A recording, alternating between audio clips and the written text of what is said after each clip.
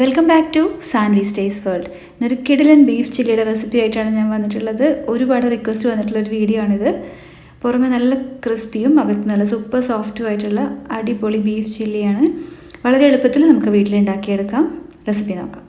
ഈ beef chilli ഉണ്ടാക്കാൻ വേണ്ടിയിട്ട് ഞാനിവിടെ 1/2 കിലോ അളവിൽ ബീഫ് എടുത്ത് വെച്ചിട്ടുണ്ട്. എല്ലില്ലാത്ത ബീഫാണ്. ഉപ്പും മഞ്ഞൾപ്പൊടിയും ചേർത്ത് നന്നായി കഴുകി വൃത്തിയാക്കി വെച്ചിരിക്കുന്നതാണ്. കുക്കറിലേക്ക് ഇടാം. ഇനി ഇതിലേക്ക് ആവശ്യത്തിനുള്ള ഉപ്പ് ചേർക്കാം. ഞാനിവിടെ 1 ടീസ്പൂൺ അളവിൽ ഉപ്പ് ചേർക്കുന്നുണ്ട്. നന്നായി യോജിപ്പിക്കുക. ഇനി ഇതിലേക്ക് നമുക്ക് ചേർക്കാനുള്ളത് കുരുമുളക് പൊടിയാണ്. ഞാനിവിടെ 1 ടീസ്പൂൺ അളവിൽ കുരുമുളക് പൊടി കൂടെ ചേർക്കുന്നുണ്ട്. ഇതിനകത്ത് ഈ സമയത്ത് വേറെ പൊടികളൊന്നും ചേർക്കുന്നില്ല. നന്നായി മിക്സ് ചെയ്ത ശേഷം കുക്കറിൻ്റെ മൂടിയിടാം. ഒട്ടും തന്നെ വെള്ളം ചേർക്കേണ്ട ആവശ്യമില്ല. ഈ ബീഫിനകത്തൊന്ന് വെള്ളം ഇറങ്ങി വന്നോളും. ഏകദേശം ഒരു 5 വിസിൽ വേണ്ടി വരും ബീഫ് വേകാൻ വേണ്ടിയിട്ട്. ഇപ്പോൾ 5 വിസിൽ വന്നു കഴിഞ്ഞിട്ടുണ്ട്. നമുക്ക് നോക്കാം.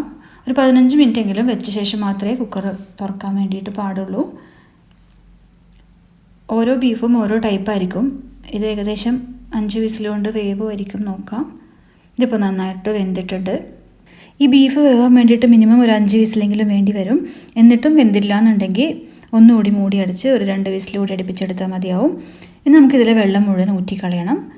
ഞാൻ വെള്ളം മുഴുവൻ ഊറ്റിക്കളഞ്ഞ് ബീഫ് മാത്രമാക്കി എടുത്ത് വെച്ചിട്ടുണ്ട്. ഇനി ഇത് വറുത്തെടുക്കാനുള്ളൊരു മസാല തയ്യാറാക്കണം.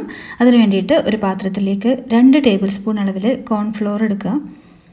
കൂടെ തന്നെ 1/2 ടീസ്പൂൺ അളവിൽ മഞ്ഞൾപ്പൊടി ചേർക്കുക. ഇനി ഇതിലേക്ക് ചേർക്കാനുള്ളത് 1 ടീസ്പൂൺ അളവിൽ മുളക് പൊടിയാണ്. ഞാനിവിടെ കാശ്മീരി മുളക് പൊടിയാണ് ചേർക്കുന്നത്.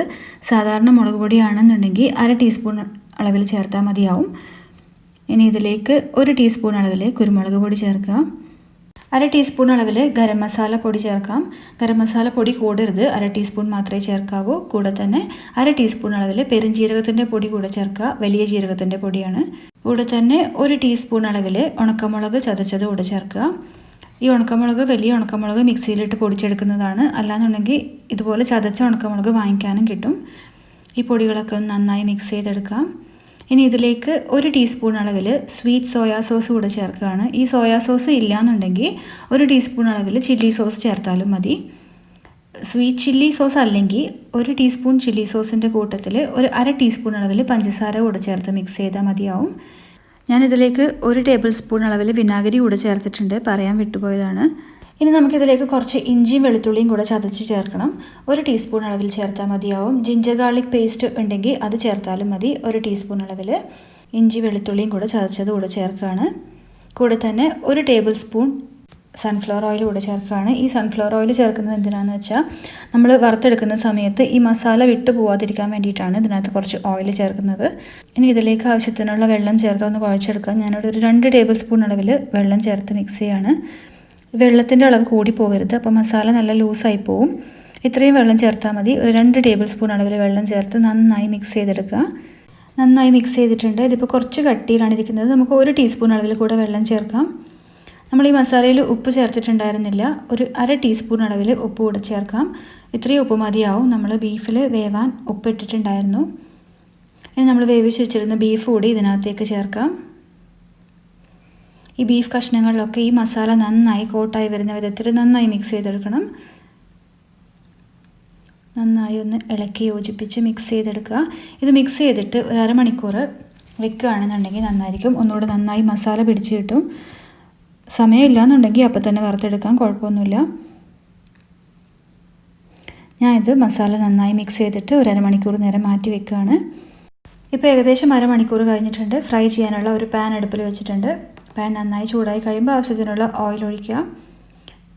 ഏത് ഓയിൽ വേണമെങ്കിലും യൂസ് ചെയ്യാം. ഞാൻ ഇവിടെ സൺഫ്ലവർ ഓയിലാണ് എടുത്തിട്ടുള്ളത്. ഇനി ഇതിലേക്ക് ബീഫ് കഷ്ണങ്ങൾ ഓരോന്നായി കോരിയിടാം.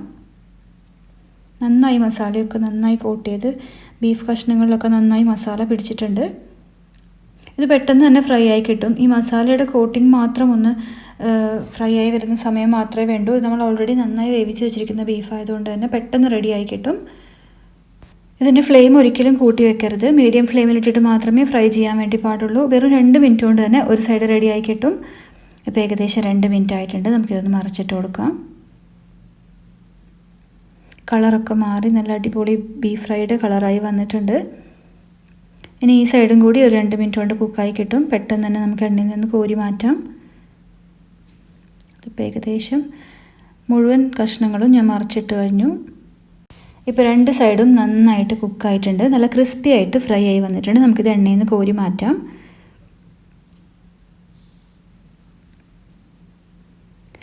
ഇനി നമുക്കിതിൽ കുറച്ച് മിനുക്ക് പണികളൊക്കെ ചെയ്യാനുണ്ട്. അതിന് മുമ്പ് ഇതൊക്കെ ഒന്ന് നന്നായിട്ട് കോരി എണ്ണയൊക്കെ കളഞ്ഞെടുക്കാം. ഈ ബീഫ് കഷ്ണങ്ങൾ ഒട്ടും തന്നെ എണ്ണ കുടിച്ചിട്ടില്ല. നോക്കൂ, നമ്മൾ ഫ്രൈ ചെയ്യാൻ ഒഴിച്ച എണ്ണ മുഴുവൻ അതുപോലെ ആ പാനിൽ കിടക്കുന്നുണ്ട്.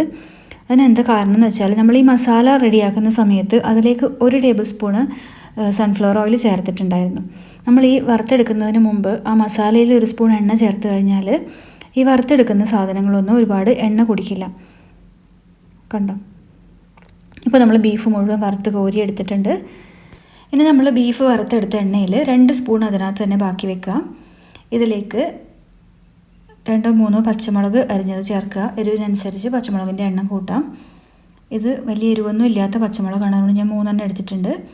ഒരു 3 തണ്ട് കറിവേപ്പില തണ്ടോട് കൂടെ തന്നെ ചേർക്കുകയാണ്. കൂടെ തന്നെ ഒരു വലിയ സവാള അരിഞ്ഞത് കൂടെ ചേർക്കാം. സവാള 1-2 വേണമെങ്കിൽ ചേർക്കാം. ഇത് വലിയ സവാള ആയതുകൊണ്ട് ഞാൻ ഒരു സവാള മാത്രമേ എടുത്തിട്ടുള്ളൂ. 2 വേണമെങ്കിൽ എടുക്കാം. ഇത് നന്നായി ഗോൾഡൻ ബ്രൗൺ കളർ ആവുന്നത് വരെ വഴറ്റിയെടുക്കണം. നമുക്കിതിലേക്ക് കുറച്ച് ഉപ്പ് ചേർക്കാം. ഈ സവാളയ്ക്ക് ആവശ്യമുള്ള അത്രയും മാത്രം ഉപ്പ് ചേർത്താൽ മതി, കാരണം നമ്മൾ ബീഫ് ഫ്രൈക്ക് ആവശ്യത്തിനുള്ള ഉപ്പുണ്ട്. ഇനി ഇത് നന്നായി വഴറ്റിയെടുക്കാം. നല്ല ഗോൾഡൻ ബ്രൗൺ കളർ ആയിക്കോട്ടെ. ഈ സവാളയൊക്കെ നല്ല ഈ ബീഫ് വറുത്ത എണ്ണയിൽ കിടന്നിട്ട് നല്ല ആ ബീഫിൻ്റെ ഒരു ടേസ്റ്റ് വരും. ഇതിപ്പോൾ ഏകദേശം നല്ല ബ്രൗൺ കളറായി വന്നിട്ടുണ്ട്. ഇനി ഇതിലേക്ക് നമ്മൾ ഫ്രൈ ചെയ്ത് വെച്ചിരിക്കുന്ന ബീഫ് കൂടെ ചേർക്കാം. ഇത്രയേ ഉള്ളൂ. ഇനി ഇത് നന്നായി ഒന്ന് മിക്സ് ചെയ്തെടുക്കുക. സംഭവം സെറ്റാണ്. ഇത് കാണുന്ന പോലെയല്ല, ഭയങ്കര ടേസ്റ്റാണ്. ഉറപ്പായും ട്രൈ ചെയ്ത് നോക്കണം. ഒരു പ്രാവശ്യം ഉണ്ടാക്കിയാൽ പിന്നെയും ഉണ്ടാക്കി പോകുന്നൊരു കിടിലനായിട്ടാണ്. നിങ്ങൾക്ക് ഒരു പ്രാവശ്യം ഉണ്ടാക്കി നോക്കിയാൽ മാത്രമേ അതിൻ്റെ ടേസ്റ്റ് മനസ്സിലാവുള്ളൂ. പറഞ്ഞറിയിക്കാൻ പറ്റാത്ത ടേസ്റ്റാണ്. അപ്പോൾ ഇതാ ഞാൻ ഒന്നെടുത്ത് ടേസ്റ്റ് നോക്കുകയാണേ. പുറമേ നല്ല ക്രിസ്പിയാണ്, അകത്ത് നല്ല സോഫ്റ്റുമാണ്. ഉപ്പും എരിവും ഒക്കെ ആവശ്യത്തിനുണ്ട്. അപ്പോൾ എല്ലാവരും ഉറപ്പായും ട്രൈ ചെയ്ത് നോക്കണം. ഞാനിതൊരു സെർവിങ് ഡിഷിലേക്ക് മാറ്റുകയാണ്. റെസിപ്പി ഇഷ്ടപ്പെട്ടാൽ ലൈക്ക് ചെയ്യാനും ഷെയർ ചെയ്യാനും മറക്കരുത്. നിങ്ങൾ ആദ്യമായിട്ടാണ് ഈ ചാനൽ കാണുന്നതെങ്കിൽ പ്ലീസ് ഒന്ന് സബ്സ്ക്രൈബും കൂടെ ചെയ്തേക്കുക. കൂടെ തന്നെ ആ ബെൽ ബട്ടൺ ഓൾ ക്ലിക്ക് ചെയ്യുക. എങ്കിൽ മാത്രമേ ഞാൻ വീഡിയോസ് അപ്ലോഡ് ചെയ്യുന്ന സമയത്ത് തന്നെ നിങ്ങൾക്ക് നോട്ടിഫിക്കേഷൻ കിട്ടുള്ളൂ. അപ്പോൾ ഇനിയൊരു കിടിലൻ റെസിപ്പിയായിട്ട് വീണ്ടും കാണാം. Thanks for watching. ബൈ.